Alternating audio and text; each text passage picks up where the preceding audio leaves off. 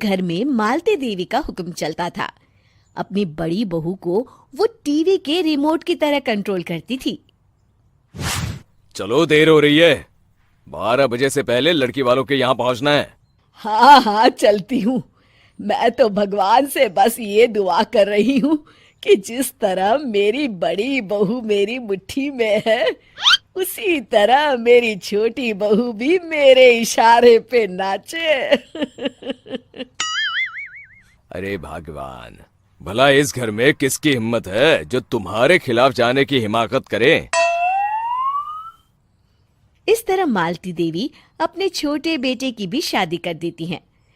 मालती की छोटी बहू फैशन डिजाइनर का कोर्स करके आई थी। उसका सपना था कि शादी के बाद वो अपना खुद का बुटीक खोले। एक दिन, क्या बात है छोटी, तू तो एक से बढ़कर एक डिजाइन बना लेती है। इसमें कौन सी बड़ी बात है दीदी, आप चाहे तो मैं आपको भी सिखा सकती हूँ। हाँ, फिर हम दोनों मिलकर एक बुटीक खोल लेंगे। लेकिन दीदी, उसके लिए तो बहुत पैसे लगेंगे।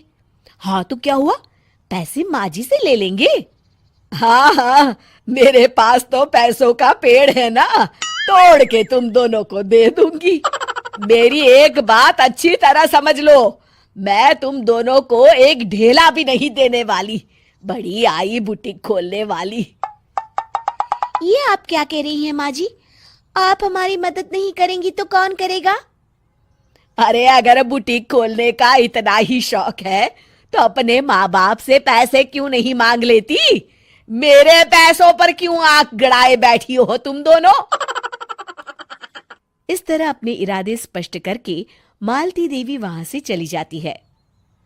अरे ये क्या दीदी, माँ जी तो साफ मुकर गई। अब हम क्या करेंगे? तू चिंता मत कर, बुटीक तो खुल के ही रहेगा। कहते हैं कि घी जब सीधी उंगली से नहीं निकलता तो उसे उंगली टेढ़ी करके निकालना चाहिए।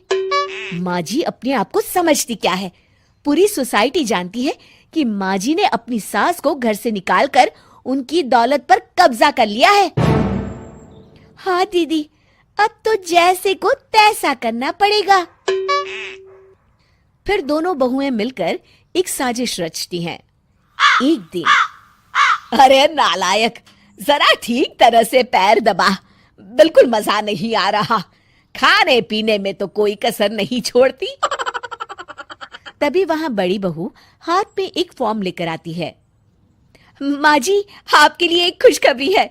सरकार सभी बुजुर्गों को हर महीने 10,000 रुपये पेंशन देने वाली है। अरे ये क्या कह रही है तू? क्या सच में मुझे हर महीने घर बैठे 10,000 रुपये मिलेंगे? हाँ माँ जी, दीदी सच कह रही है। कल टीवी न्यूज में इस बारे में बता रहे थे।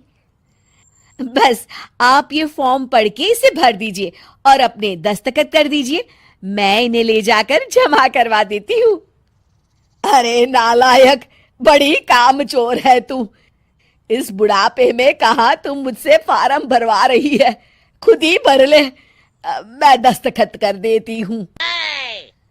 ठीक है माँ जी।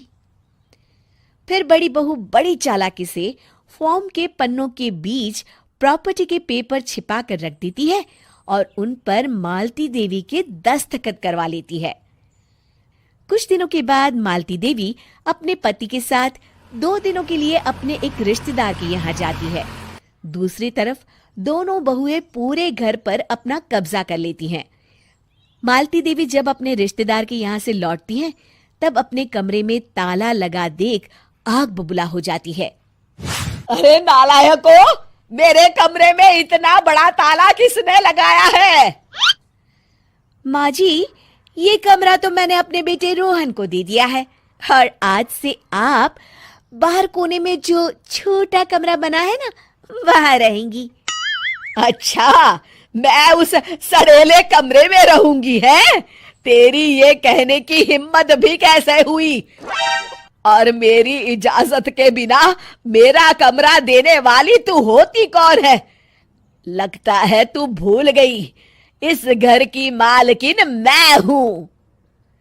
तभी वहां छोटी बहू आती है। अरे माँ जी, आप इस घर की मालकिन नहीं है। अब इस घर की नई मालकिन हम दोनों बहुएं हैं। ये देखिए, इन प्रॉपर्टी के पेपर पर आप ही के दस्तखत है। अरे भाग्यवान, ये तुमने क्या कर दिया? दस्तखत करने से पहले एक बार ठीक से पढ़ तो लेती। अरे लेकिन मेरी बहुएं मेरे साथ ऐसा कैसे कर सकती है? अरे तो इसमें कौन सी अचरज की बात है? तुमने भी तो अपनी सास को घर से बाहर निकाल दिया था।